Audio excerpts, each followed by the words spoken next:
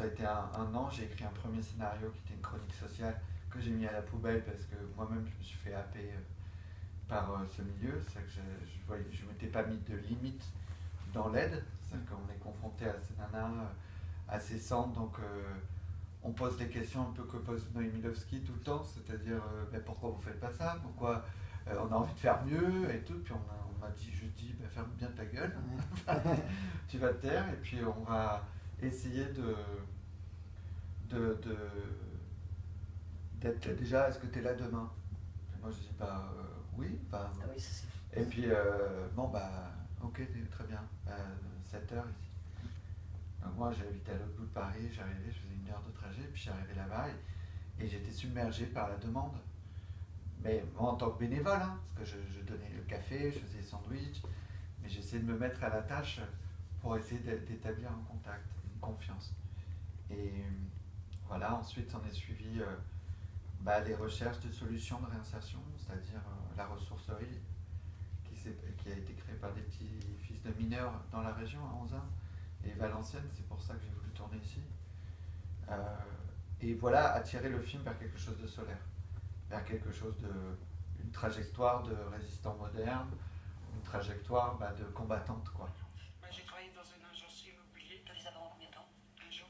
C'est 24 heures, hein. En même temps, c'est beaucoup. On va vous confronter au monde du travail. J'ai 56 ans, je m'appelle les Didi. Non, tu t'appelles pas les Didi. Est-ce que t'es les Didi? Non. Faut que tu donnes ton vrai nom. Je répare de l'électroménager. Je l'ai appris en prison.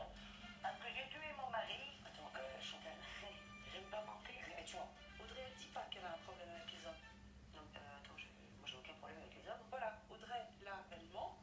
Et c'est pas grave. Elle a fait confiance aux acteurs, à l'équipe avec un grand E, pour dire ce qu'elles avaient envie de dire. Et moi j'avais écrit des choses, etc., mais elles sont devenues les unes et les autres. Ouais, ce qui était beau, c'était que, pour revenir à ce que tu disais, ce côté vraiment d'équipe, c'est-à-dire que entre midi et deux, à la cantine, c'est rare quand même que les techniciens viennent voir les comédiens, ou nos comédiens, en tout cas les acteurs du film, pour dire. Et là, il y avait vraiment une vraie rencontre entre l'équipe technique qui se mélangeait aussi avec les comédiennes, avec les. Bien sûr. Il y avait vraiment cet esprit-là. C'est la team, moi c'est comme ça. Qu'elles sont autonomes, tu mâches tout pour elles. T'as pas vu dans leur regard l'espoir qui est revenu. Je sais pas comment elles sont belles, comment elles ont envie maintenant.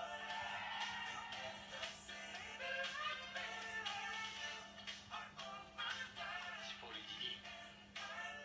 C'est la plus moche qui trouve un mec qui est pas mal,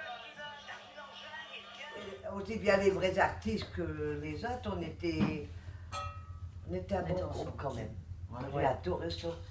Et puis on continue à se fréquenter, parce que moi, il y en a beaucoup qui me téléphonent, et moi j'aime bien.